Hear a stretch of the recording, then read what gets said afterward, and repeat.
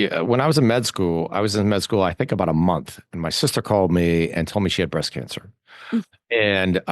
And of course, I'm now the doctor, even though I'd been in school for like 4 weeks, and just to sort it out. And fortunately, that day the lecture was being given by an oncologist.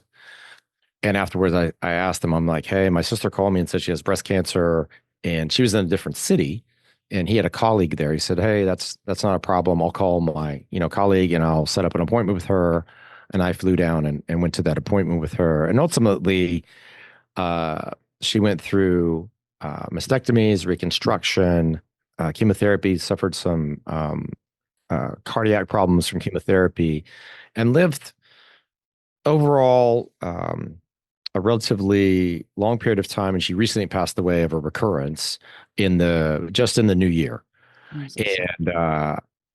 And I it's one of those things where you talk about trauma a lot, and I had always kind of put that in the back.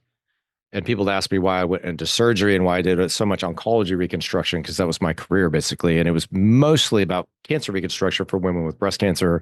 Mm.